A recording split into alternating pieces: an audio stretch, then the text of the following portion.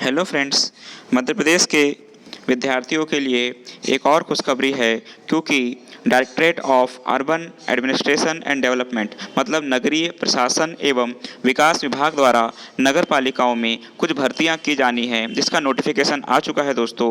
और ये भर्ती एमपी ऑनलाइन के माध्यम से की जाएगी। चलिए देखते हैं इसकी जानकारी। तो आप जैसे देख पा रहे हैं, notification directorate of urban administration and development के अंतर्गत ये सेवाओं पर यदि आप क्लिक करते हैं तो इसमें आपका एप्लीकेशन फॉर्म खुल जाता है। आप देख पा रहे हैं कि 27 अक्टूबर 2021 इसकी अंतिम तिथि है। 2 या 3 दिन आपके लिए बचे हैं, आप जल्दी जाकर फॉर्म भर सकते हैं। यदि आप इसका एप्लीकेशन फॉर्म देखना चाहते हैं तो इस लिंक पर क्लिक कीजिए और ये आपका एप्लीकेशन फॉर्म सामने आ गया। इसमें आप अपनी डिटेल भर सकते हैं और एमपी ऑनलाइन के माध्यम से फॉर्म भर सकते हैं। चलिए दोस्तों आगे बढ़ते हैं और कुछ जानकारियाँ देख लेते हैं। इसका नोटिफिकेशन देखते हैं दोस्तों, जो मैंने डाउनलोड कर रखा है पहले से। तो आप नोटिफिकेशन पे जाइए।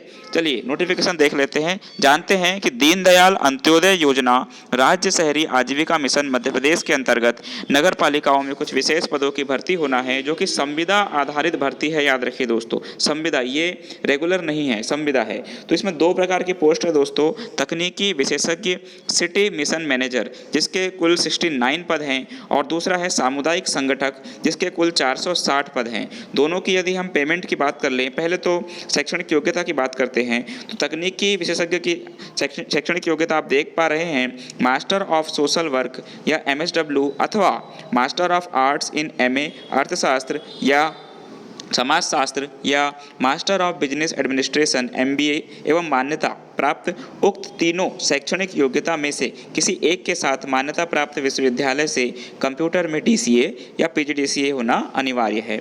चलिए सामुदायिक संगठक की यदि योग्यता की बात करें तो किसी भी शासकीय मान्यता प्राप्त संस्थान से स्नातक, किसी भी विषय में आप स्नातक हो सकते हैं और साथ में आपको DCA या PGDCA का डिप्लोमा होना आवश्यक है। चलिए ये हुई इसकी शैक्षणिक योग्यता।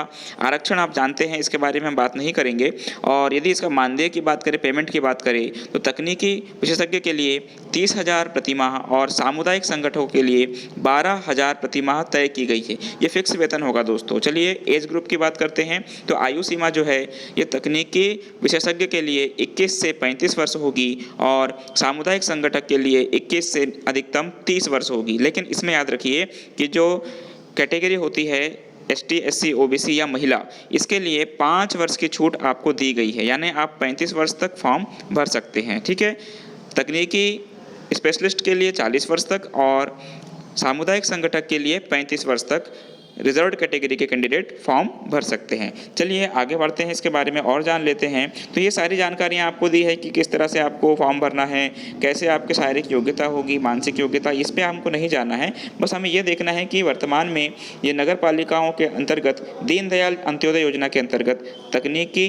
विशेषज्ञ और सामुदायिक संगठक की ये भर्ती, जो कि संविदा आधारित है, 27 अक्टूबर तक भरे जाने हैं। आप इसे जाइए इसके वेबसाइट पर और फॉर्म भरिए। ठीक है दोस्तों, चलिए अगली भर्ती के बारे में जानते हैं। दोस्तों एक और भर्ती है जो कि हम देख पा रहे हैं, ये मध्य प्रदेश नगरीय प्रशासन एवं विकास विभाग द्वारा ही कुछ पद आने वाले हैं दोस्तों।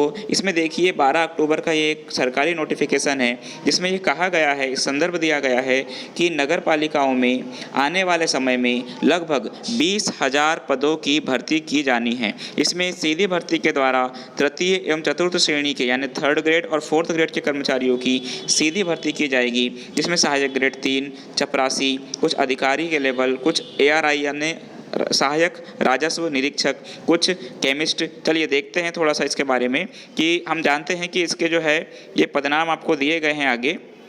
ठीक है, तो हम इतना जान लीजिए कि ये जो भर्ती है ये नगर पालिकाओं के थ्रू आने वाली है और ये दिसंबर या जनवरी तक आपको इसका नोटिफिकेशन मिल सकता है दोस्तों। ठीक है दोस्तों, अलग अलग पदों के लिए अलग अलग भर्ती होना है और याद रखिए नगर पालिकाओं में लगभग 20,000 पद भरे जाएंगे और नगरीय प्रशासन विभाग द्वारा ये विभागों को आदेशित कर दिया गया है कि सप्ताह भर के अंदर आप अपनी जो रिक्रूटमेंट है उसका जो नीड कितनी सीटें खाली है जानकारियाँ भेजें और उसके बाद बाद विभाग हो सकता है 1 महीने बाद या 2 महीने बाद सीधे वैकेंसियाँ निकाल दे दोस्तों। तो ठीक है दोस्तों, ये थी जानकारी एक संविदा आधारित भर्ती और एक रेगुलर भर्ती की, जो कि अगले आने वाले समय में आपको मिल सकती है।